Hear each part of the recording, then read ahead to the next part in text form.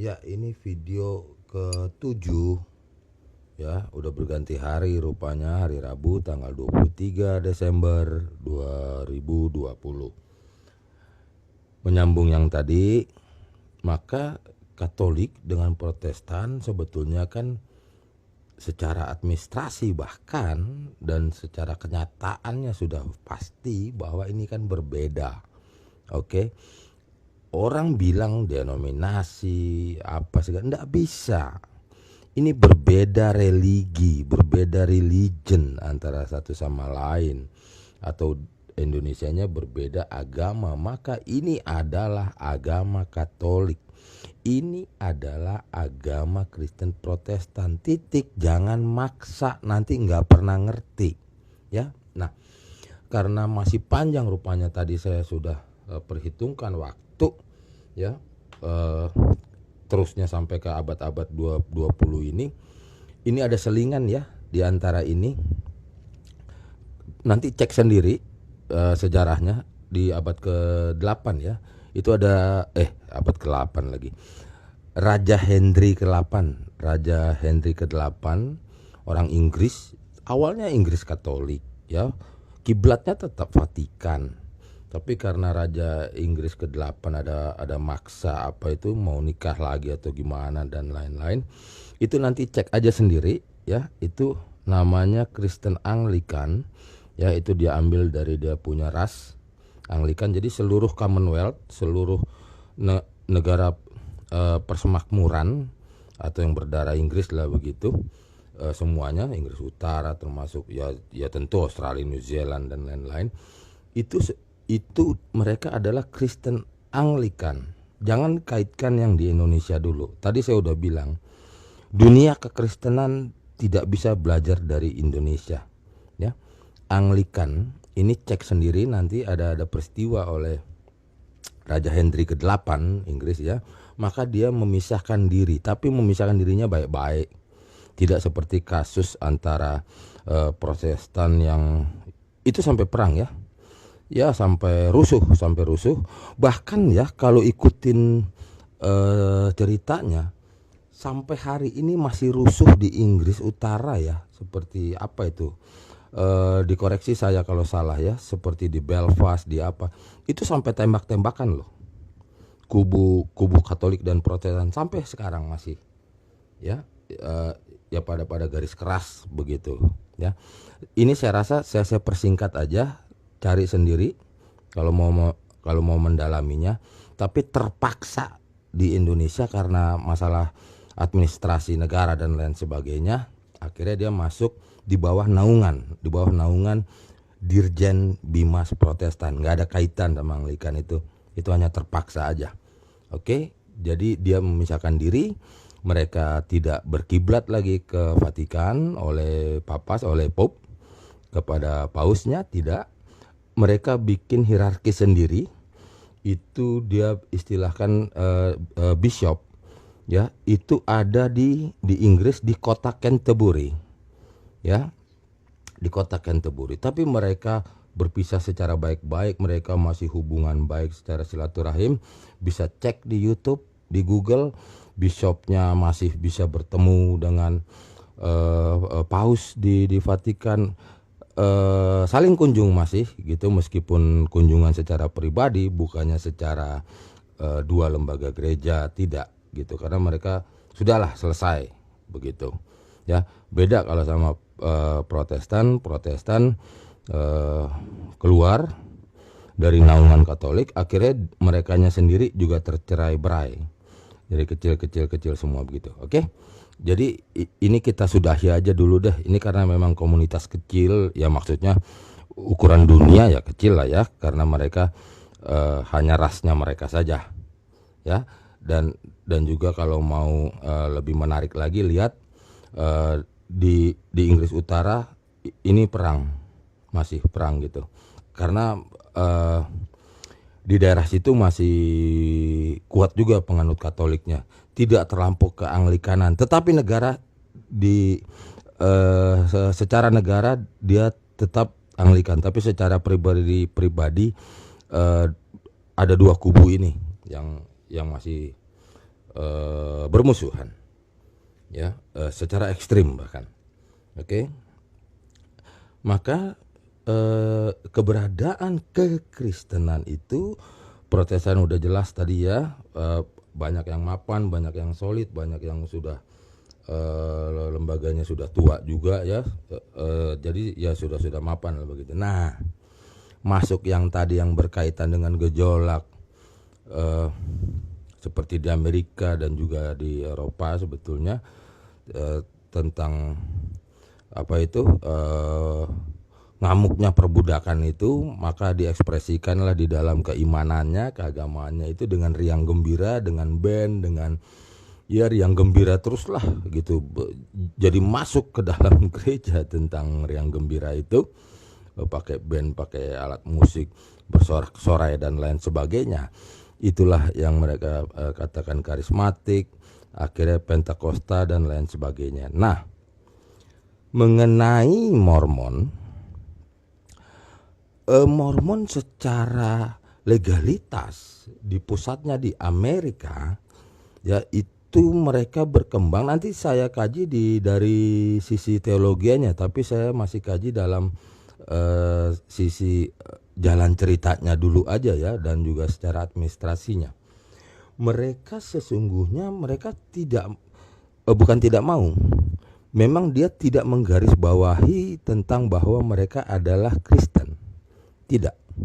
Ya, mereka Mormon mempunyai doktrinnya sendiri, mempunyai pandangannya sendiri, tetapi tetap masih menggunakan sosok tokoh paling beken di dunia. Ini dia. Kitabnya pun masih pakai, meskipun ada lagi nanti kitab Mormonnya. Gitu loh, seperti ya, jadi seperti ada dua gitu pedomannya, dan mereka itu cara merambatnya hebat sekali secara keorganisasian ya. Mormon termasuk saksi Jehovah itu di Amerika sangat berkembang. Mereka sampai ada sekolah, ada universitas, ada rumah sakit, ada segalanya ya. Kalau yang Mormon itu lebih solid lagi, karena dia lebih jelas semuanya secara keorganisasiannya. Kalah saksi Jehovah. Mormon itu terlahir, bahkan dia ada nabinya ya, Joseph Smith. Saya lupa tahun berapa dia mulai berkembang. Itu ada, kalau di kita provinsi ya, kalau di Amerika negara bagian bilangnya ya, Utah ya, di Salt Lake City ya. Itu nanti dia punya cerita semacam kayak Abraham lah, ada di gunung, nanti ada lempengan, 10 perintah dan lain-lain. Silakan nanti pelajari sendiri. Selalu saya ingatkan bahwa sharing saya ini adalah hanya membukakan memberikan puzzle-puzzle cara menyusun kisah-kisah historical daripada dunia keagamaan ya.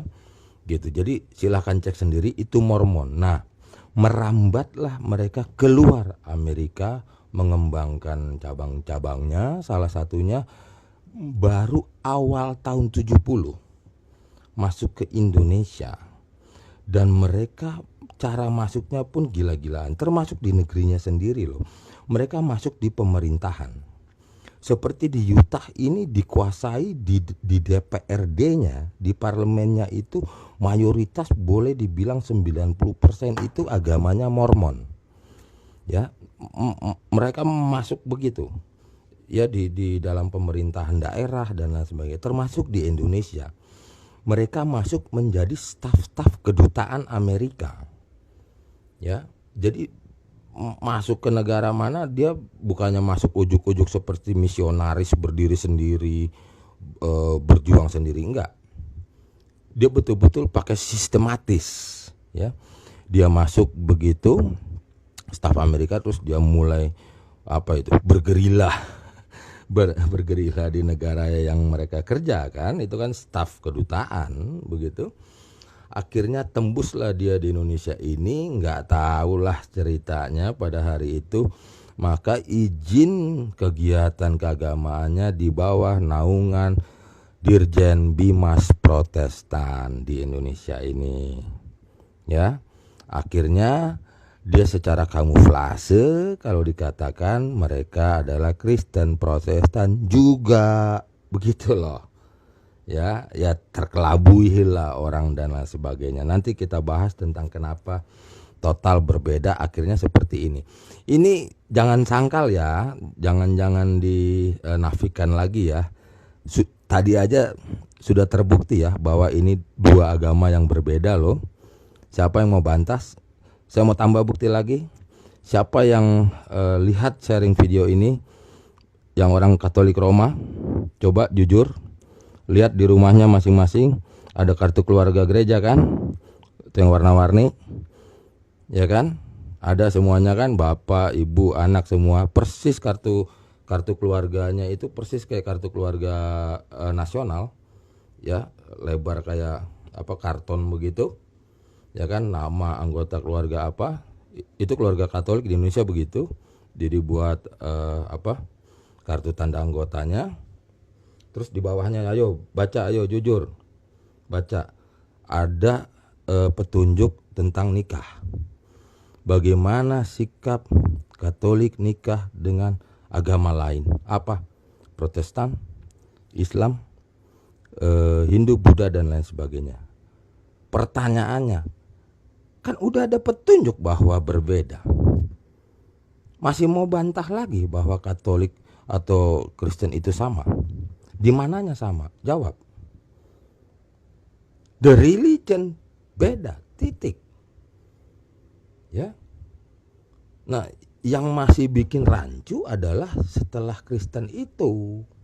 Karena ketidakjelasan runtunan benang merah dari nenek moyang keimanan, maka si karismatik dan lain-lainnya itu masih nyantel ke Protestan karena golongan yang sudah jauh dari induk Ortodoks, ya, golongan yang sudah paling jauh dari induk dan masih dapatlah dipertanggungjawabkan sampai sejauh ini. Ini pun sudah, kalau saya katakan masih yang kuno lah, yang masih kena dia punya benang merahnya begitu, dan ajaran doktrinnya dan semuanya. Gak bisa kalau udah ke bawahnya sini sudah total, ya total lain iman gitu loh.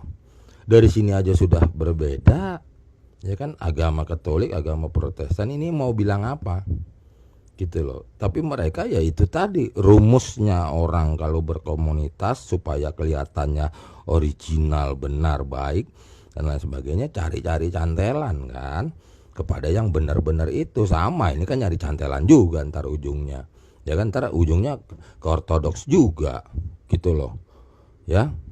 Nah, disinilah letak permasalahan bagi yang saya pelajari di YouTube dengan para YouTuber lah begitu, tidak menguasai problematika ini. Jadi kalau perdebatan saling silang terus nggak ketemu. Karena katakanlah debat ya, pihak debat si A debat dengan si B, ya kan, si B sangkal sana sangkal sini, ya jelas kedua belah pihak nggak ngerti. Itu problemnya. Tapi ini diteruskan terus, problem ini akhirnya mempermalukan dirinya sendiri gitu loh. Banyak sekali saya suka kaget gitu. Wah, kalau ngomong gaya Pentakosta, ya kalau ngomong gaya Pentakosta, ntar pada poin-poin tertentu kembali dia seolah-olah dia Protestan karena kejelasan dogmanya nggak jelas kan di sini, di karismatik dan lain sebagainya. Terus lucunya lagi kalau udah begini balik ke Katolik, lihat kasus Ahok, ya kan, perdebatan masalah nikah, wah gayanya ngomongnya nih yang bagian pihak karismatik Pentakosta, nikah gini nggak bisa, gini perceraian. Woi, itu dogmanya si Katolik dipakai, dogmanya Ortodok dipakai gitu loh. Sementara setelah Katolik ya, Protestan ke sini, nikah itu bukan sakramen. Aduh capek deh. Tapi gayanya kayak paham. Tidak, hanya Ortodoks dan Katolik ya, hanya nikah itu sakramen, yang lain tidak, gitu loh. Ini liturgi sakramen di Protestan itu cuma 2, Ortodoks dan Katolik 7 jenis sakramen, gitu loh. Pelajari sendiri nanti apa itu. Tapi ini nggak sadar, tapi gayanya, apalagi ini nih, sudah jauh ini grup, ya. Tapi saya udah ketemu dengan Protestan kuno, betul ya, seperti yang tadi saya istilahkan, nggak jauh dengan Anglikan. Cuman kan bedanya dia musuhan secara ribut ini, betul-betul ribut ini, sampai ya semacam perang begitu ya, rusuh ini. Kalau ini enggak. Jadi ya inilah yang masih dapat dipertanggungjawabkan, 2 komunitas inilah, Anglikan dan Protestan, itu real ya. Tapi kalau udah kesininya tuh kepalanya masing-masing doang tuh menerawang tentang Yesus, itu menerawang gini-gini, bagaimana enak di hatinya dia ngomong tuh, para YouTuber kan, seolah-olah kayaknya iman dia yang kayak begitu, seolah-olah agama dia yang kayak begitu. Comot sini dipakai dalam dirinya, pada debat itu si A dan si B, nggak akan pernah ketemu begitu. Ini video 7. Oke, saya cut dulu, kita lanjut nanti ke video 8. Video 7 saya berhentikan dulu sini.